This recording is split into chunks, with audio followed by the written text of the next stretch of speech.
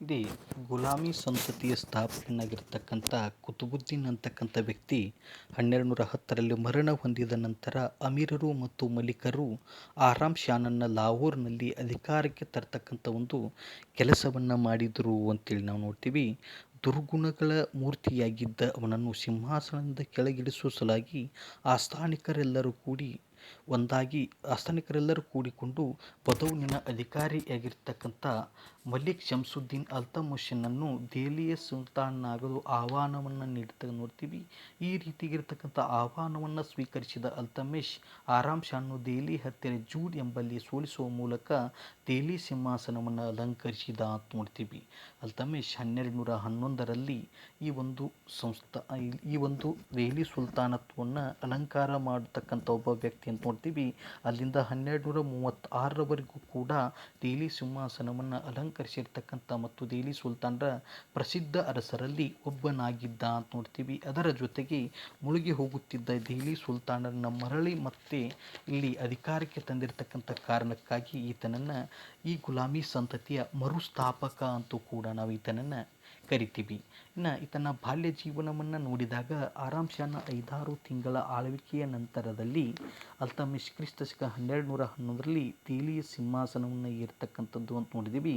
ಗುಲಾಮಿ ವಂಶೀಯರ ಹಾಗೂ ದೆಹಲಿ ಸುಲ್ತಾನರ ಆಳ್ವಿಕೆ ಅತ್ಯಂತ ಡೋಲಾಯಮಾನವಾಗಿರ್ತಕ್ಕಂಥ ಪರಿಸ್ಥಿತಿಯಲ್ಲಿ ಅಧಿಕಾರ ವಹಿಸಿಕೊಂಡ ಅಲ್ತಮಿಷ್ ಕುತುಬುದ್ದೀನಂತೆ ಬಾಲ್ಯದಲ್ಲಿ ಅದೃಷ್ಟಹೀನ ವ್ಯಕ್ತಿಯಾಗಿದ್ದು, ಕಿಲ್ಬೇರಿ ಜನಾಂಗದ ಮುಖಂಡನ ಮಗನಾಗಿ ಜನಿಸಿರ್ತಕ್ಕಂಥ ಅಲ್ತಮಿಷ್ ಸಹೋದರರು ಗುಲಾಮನಾಗಿ ವ್ಯಾಪಾರಿಯೊಬ್ಬರಿಗೆ ಮಾರ್ತಾರೆ. ಇಂಥ ಒಂದು ಸಂದರ್ಭದಲ್ಲಿ ಅವನಿಂದ ಅಲ್ತಮಿಷ್ ಭಾರತಕ್ಕೆ ತಂದು ಕುತುಬುದ್ದೀನ್ ಅಂತಕ್ಕಂಥ ಒಬ್ಬ ವ್ಯಕ್ತಿಯ ಅಂಗರಕ್ಷಕನಾಗಿ ಅಲ್ತಮಿಷ್ ಸೇವೆಗೆ ಸೇರಿಕೊಂಡ ಅಂತ ನೋಡ್ತೀವಿ. ಈ ಅಲ್ತಮಿಷನ ಗುಣಗಳಿಂದ ಆಕರ್ಷಿತನಾಗಿರ್ತಕ್ಕಂಥ ಐಬಕ್ ಇವನನ್ನು ಗ್ವಾಲಿಯರ್ ಕೋಟೆಯ ಅಧಿಕಾರಿಯನ್ನಾಗಿ ನೇಮಿಸ್ತಾನೆ. ಹಂತ ಹಂತವಾಗಿ ಮೇಲೇರಿದ ಅಲ್ತಮಿಷ್ ಕೊನೆಗೆ ಬದೌನಿನ ರಾಜ್ಯಪಾಲನಾಗಿ ಕೋಕಾರರ ಹೋರಾಟದಲ್ಲಿ ತನ್ನ ಶಕ್ತಿ ಸಾಮರ್ಥ್ಯವನ್ನು ತೋರಿಸ್ತಕ್ಕಂಥದ್ದು ಅಂತೇಳಿ ನೋಡ್ತೀವಿ. ಇಲ್ಲಿ ಎಲ್ಲರ ಗಮನವನ್ನು ಸೆಳೆದಿರ್ತಕ್ಕಂಥ ಅಲ್ತಮಿಷ್ ಕ್ರಿಸ್ತಶಕ 1211ರಲ್ಲಿ ಆರಾಮ್ ಶಾನ ಆಳ್ವಿಕೆಯ ನಂತರ ಸಿಂಹಾಸನ ಏರಿರ್ತಕ್ಕಂಥ ದೆಹಲಿ ಸುಲ್ತಾನರ ಪ್ರಸಿದ್ಧ ಅರಸರಲ್ಲಿ ಒಬ್ಬ ಅಂತೇಳಿ ಕಾಣ್ತೀವಿ. ಈ ರೀತಿಯಾಗಿರ್ತಕ್ಕಂಥ ದೆಹಲಿ ಸಿಂಹಾಸನವನ್ನು ಅಲಂಕರಿಸಿರ್ತಕ್ಕಂಥ ಅಲ್ತಮಿಷ್ ಈ ಒಂದು ಸಿಂಹಾಸನ ಆತನಿಗೆ ಸುಖದ ಸುಪ್ಪತ್ತಿಗೆಯಾಗಿರಲಿಲ್ಲ ಅಂತ ಕಾಣ್ತೀವಿ. ಯಾಕಂದರೆ ಇವನಿಗೆ ಸುತ್ತಲೂ ಶತ್ರುಗಳ ಆವರಿಸುವ ಮೂಲಕ ಇಲ್ಲಿ ಸಿಂಧ್ನಲ್ಲಿ ಸ್ವತಂತ್ರನಾಗಿದ್ದ ನಾಸಿರುದ್ದೀನ್ ಕುಬಾಚ ಪಂಜಾಬಿನ ಮೇಲೆ ಆಕ್ರಮಣವೆಸಗುವ ಮೂಲಕ ಗಜ್ನಿಯ ತಾಜುದ್ದೀನ್ ಎಲ್ದೂಜನನ್ನು ಭಾರತಾಧಿಪತಿ ಎಂದು ತಿಳಿದುಕೊಂಡಿದ್ದನು. ಅಲಿ ಮರ್ದನನ್ನು ಬಂಗಾಳದ ಅಧಿಪತಿಯಾಗಿ ಕುತುಬುದ್ದೀನ್ನಿಂದ ನೇಮಕಗೊಂಡಿದ್ದರೂ ಆ ವೇಳೆಗೆ ಸ್ವತಂತ್ರನಾಗಿ ಸುಲ್ತಾನ್ ಎಂಬ ಬಿರುದನ್ನು ತಳೆದಿರ್ತಕ್ಕಂಥವನ್ನು ನೋಡ್ತೀವಿ. ಸ್ವಾತಂತ್ರ್ಯ ಹಾಗೂ ರಾಜ್ಯವನ್ನು ಕಳೆದುಕೊಂಡ ರಜಪೂತರು ಆರಾಮ್ ಶಾನ ದುರ್ಬಲ ಆಳ್ವಿಕೆ ಕಾಲದಲ್ಲಿ ಮರಳಿ ಸ್ವಾತಂತ್ರ್ಯವನ್ನು ಪಡೆಯುವ ಮೂಲಕ ಗ್ವಾಲಿಯರ್ ಮತ್ತು ರಣತಂಬೋರ್ ಅಂತಕ್ಕಂಥ 2 ಪ್ರದೇಶಗಳನ್ನು ತಮ್ಮದೇ ಆಗಿರ್ತಕ್ಕಂಥ ಸ್ವತಂತ್ರತೆಯನ್ನು ಘೋಷಿಸಿಕೊಂಡಿರ್ತಕ್ಕಂಥ ಅಂದ್ಕೊತೀವಿ. ಇದರ ಜೊತೆಗೆ ದೆಹಲಿ ಅಮೀರರು ಅಲ್ತಮಿಷನ ವಿರುದ್ಧ ಕೆಲಸ ಮಾಡಿ ತೊಡಗಿರ್ತಕ್ಕಂಥ ಸಂಗತಿಯನ್ನು ಕೂಡ ನಾವು ಕಾಣ್ತೀವಿ. ಇವೆಲ್ಲವುಗಳ ಕೂಡ ತೊಂದರೆಗಳನ್ನು ನಿವಾರಿಸಿಕೊಂಡು ಕುಗ್ಗಿ ಹೋಗಿರ್ತಕ್ಕಂಥ ಈ ದೆಹಲಿ ಸುಲ್ತಾನರ ಆಳ್ವಿಕೆಯನ್ನು ರಕ್ಷಿಸಿರ್ತಕ್ಕಂಥ ಒಂದು ಕಾರ್ಯ ಮಾಡಬೇಕಾಗಿರ್ತಕ್ಕಂಥ ಪರಿಸ್ಥಿತಿ ಅಲ್ತಮಿಷನಿಗೆ ಇರ್ತಕ್ಕಂಥದ್ದು. ಇಂಥ ಒಂದು ವಿಷಮ ಪರಿಸ್ಥಿತಿಯಲ್ಲೂ ಎದೆಗೆಡದೆ ಧೈರ್ಯ ಸ್ಥೈರ್ಯದಿಂದ ವರ್ತಿಸುವ ಮೂಲಕ ಮೊದಲಿಗೆ ಬಂಡುಕೋರದ ಅಮೀರರ ಪ್ರಾಬಲ್ಯವನ್ನು ಮರೆತು ಅವನ ಆದ್ಯ ಕರ್ತವ್ಯವಾಗಿತ್ತು. ಆದ್ದರಿಂದ ಅವರನ್ನೆಲ್ಲರೂ ಅಡಗಿಸುವ ಮೂಲಕ ಅಲ್ತಮಿಷ್ ಔಧ್, ವಾರಣಾಸಿ, ಸಿವಾಲಿಕ್ ಮುಂತಾದ ಪ್ರದೇಶಗಳಲ್ಲಿ ತನ್ನ ಪ್ರಭುತ್ವವನ್ನು ಸ್ಥಾಪಿಸಿ ಮೊಹಮ್ಮದ್ ಘೋರಿ ನಂತರ ಸುಲ್ತಾನನಾದ ತಾಜುದ್ದೀನ್ ಎಲ್ದೂಜನನ್ನು ಭಾರತದ ಮೇಲೆ ತನ್ನ ಪ್ರಭುತ್ವವನ್ನು ಹೇರಲು ಯತ್ನಿಸಿರ್ತಕ್ಕಂಥದ್ದು ಕೂಡ ಈ ಸಂದರ್ಭ ನೋಡ್ತೀವಿ. ಇದನ್ನು ಸಹಿಸದ ಅಲ್ತಮಿಷ್ ಇತಿಹಾಸ ಪ್ರಸಿದ್ಧವಾಗಿರ್ತಕ್ಕಂಥ 3ನೇ ತರೈನ್ ಅಂತಕ್ಕಂಥ ಒಂದು ಕದನದಲ್ಲಿ ಎಲ್ದೂಜನನ್ನು ಸೋಲಿಸುವ ಮೂಲಕ ಕೊನೆಗೆ ಎಲ್ದೂಜ್ ಕ್ರಿಸ್ತಶಕ 1210ರಲ್ಲಿ ಬದೌನಲ್ಲಿ ಹತನಾಗಿರ್ತಕ್ಕಂಥದ್ದು ಅಂತೇಳಿ ಕೂಡ ನಾವು ಕಾಣ್ತೀವಿ. ಸಿಂಧ್ನ ಪ್ರಾಂತಾಧಿಕಾರಿಯಾಗಿರ್ತಕ್ಕಂಥ ನಾಸಿರುದ್ದೀನ್ ಕುಬಾಚನೂ ಕೂಡ ಲಾಹೋರ್ನವರಿಗೆ ದಂಡೆತ್ತಿ ಬರ್ತಕ್ಕಂಥದ್ದನ್ನು ನೋಡ್ತೀವಿ. ಕ್ರಿಸ್ತಶಕ 1213ರಲ್ಲಿ ಈ ನಾಸಿರುದ್ದೀನ್ ಕುಬಾಚನ ಈ ಒಂದು ದಂಡೆತ್ತಿ ಬಂದಿರತಕ್ಕಂಥ ಸಂದರ್ಭದಲ್ಲಿ ಅಲ್ತಮಿಷ್ ಕುಬಾಚನನ್ನು ಲಾಹೋರಿನಿಂದ ಓಡಿಸತಕ್ಕಂಥ ಒಂದು ಕೆಲಸವನ್ನು ಮಾಡಿದ. ಇಲ್ಲಿ ಕಾಲು ತೆಗೆದಿರ್ತಕ್ಕಂಥ ಕುಬಾಚ ಕ್ರಿಸ್ತಶಕ 1228ರಲ್ಲಿ ಸೋಲಿಸಿ ಆತನ ಸೆರೆ ಹಿಡಿತಕ್ಕಂಥದ್ದು ಕೂಡ ನೋಡ್ತೀವಿ. ಇನ್ನು ಸಿಂಧೂ ನದಿಯಲ್ಲಿ ಮುಳುಗಿಸ್ತಕ್ಕಂಥ ಒಂದು ಸಂದರ್ಭವನ್ನು ಕಾಣ್ತೀವಿ. ಆದ್ದರಿಂದ ಅನಂತರ ಸಿಂಧ್ ಪ್ರಾಂತ್ಯವು ಕೂಡ ದಿಲ್ಲಿ ಸುಲ್ತಾನರ ರಾಜ್ಯದಲ್ಲಿ ವಿಲೀನಗೊಂಡಿರ್ತಕ್ಕಂಥದ್ದು ಅಂತೇಳಿ ನೋಡ್ತೀವಿ. ಇದಾದ ಒಂದು ವರ್ಷದ ನಂತರ ಬಾಗ್ದಾದಿನ ಖಲೀಫ ಇಲ್ತುಮಿಶ್ಗೆ ಸುಲ್ತಾನ್ ಇ ಅಜಮ್ ಅಂತಕ್ಕಂಥ ಒಂದು ಬಿರುದನ್ನು ನೀಡುವ ಮೂಲಕ ಗೌರವವನ್ನು ಸಲ್ಲಿಸಿದ ಅಂತ ನೋಡ್ತೀವಿ. ಈ ರೀತಿಗಿರ್ತಕ್ಕಂಥ ಒಂದು ಸಂದರ್ಭದಲ್ಲಿ ಉಜ್ಜಯಿನಿಯ ಮೇಲೆ ದಾಳಿಟ್ಟು ಜಯ ಗಳಿಸಿರ್ತಕ್ಕಂಥ ಇಲ್ತುಮಿಶ್ ಅಲ್ಲಿನ ಹೆಸರಾಂತ ಮಹಾಕಾಳಿ ದೇವಾಲಯವನ್ನು ಧ್ವಂಸ ಮಾಡುವ ಮೂಲಕ ಅಲ್ಲಿ ದೊರೆತ ಪ್ರಖ್ಯಾತ ವಿಕ್ರಮಾದಿತ್ಯ ವಿಗ್ರಹವನ್ನು ದೆಹಲಿಗೆ ತಂದಿರತಕ್ಕಂಥದ್ದು ಅಂತೇಳಿ ನೋಡ್ತೀವಿ. ಇನ್ನು ಮಂಗೋಲರ ದಾಳಿ ಅಂತೇಳಿ ಇಲ್ಲಿ 1221ರ ವೇಳೆಗೆ ಮಂಗೋಲರು ಭಾರತದ ಹಲವಾರು ಪ್ರದೇಶಗಳ ಮೇಲೆ ಇಲ್ಲಿ ದಾಳಿಯನ್ನು ಮಾಡಲಿಕ್ಕೆ ಪ್ರಾರಂಭವನ್ನು ಮಾಡಿರ್ತಕ್ಕಂಥ ಕಾಲಾವಧಿ ಅಂತ ನೋಡ್ತೀವಿ. ಸಿಂಧೂ ನದಿ ಬಯಲಿನವರೆಗೆ ನುಗ್ಗಿ ಬಂದಿರತಕ್ಕಂಥ ಖಡ್ಗ ಮತ್ತು ಬೆಂಕಿಯ ಆಯುಧವನ್ನು ಹಿಡಿದುಕೊಂಡು ಬಂದಿರತಕ್ಕಂಥ ವ್ಯಕ್ತಿಗಳು ಅಂತೇಳಿ ಮಂಗೋಲರು ನೋಡ್ತೀವಿ. ಇವರ ದಾಳಿಗೆ ಸಿಕ್ಕಿರ್ತಕ್ಕಂಥ ಯಾವುದೇ ವಸ್ತುವು ಕೂಡ ನಾಶವಾಗದೆ ಉಳಿದಿರತಕ್ಕಂಥದ್ದಲ್ಲ ಅಂತೂ ಕೂಡ ಇತಿಹಾಸಕಾರ ಇರ್ತಾರೆ.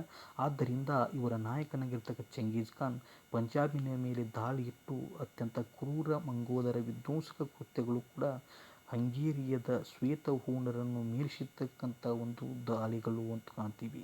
ಆಗ ಗಜ್ನಿಯ ಸುಲ್ತಾನನಾಗಿದ್ದ ಜಲಾಲುದ್ದೀನ್ ಮಂಗೋಲರಿಂದ ಪರಾಜಿತನಾಗಿ ಇಲ್ತುಮಿಶನ ಸಹಾಯವನ್ನು ಅಪೇಕ್ಷಿಸ್ತಾನೆ.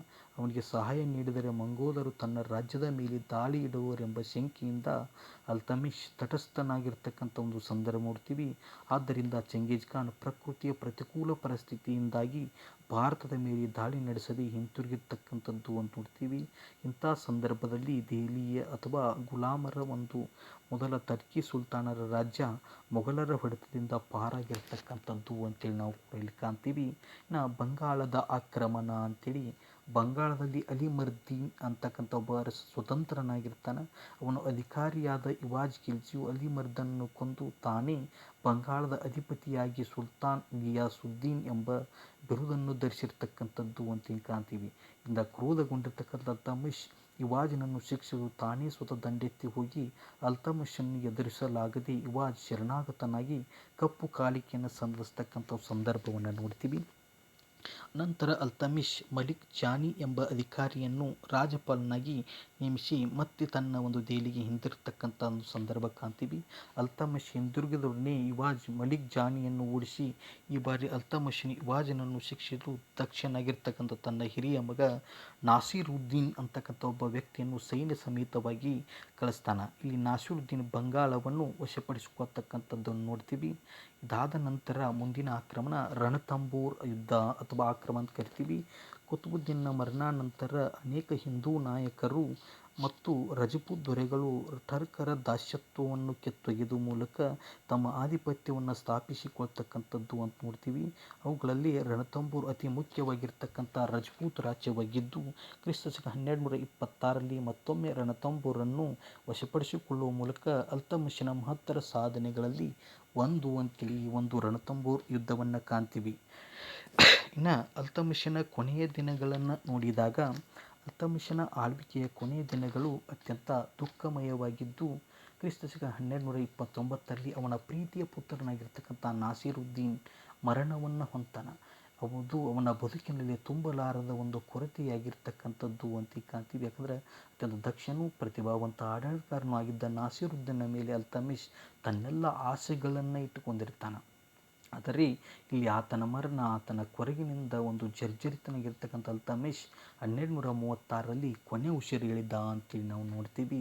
ಇನ್ನು ಇಲ್ತುಮಿಶನ ಆಡಳಿತವನ್ನು ನೋಡಿದಾಗ ಮೊದಲ ಟರ್ಕಿ ಸುಲ್ತಾನರಲ್ಲಿ ಇಲ್ತುಮಿಶ್ ಉತ್ತಮ ಆಡಳಿತಗಾರನಾಗಿದ್ದು ಇಲ್ಲಿ ಗುಲಾಮಿ ರಾಜ್ಯದ ಸಂಸ್ಥಾಪಕರಲ್ಲೊಬ್ಬನಾದ ಇಲ್ತುಮಿಶ್ ಆಡಳಿತಾಭಿವೃದ್ಧಿಗೆ ನೀಡಿದ ಕಾಣಿಕೆ ಅತ್ಯಮೂಲ್ಯವಾಗಿರ್ತಕ್ಕಂಥದ್ದು ಅಂತೇಳಿ ಪ್ರೊಫೆಸರ್ ಕೆ.ಎ. ನಿಜಾಮಿ ಅಭಿಪ್ರಾಯಪಡ್ತಾರೆ.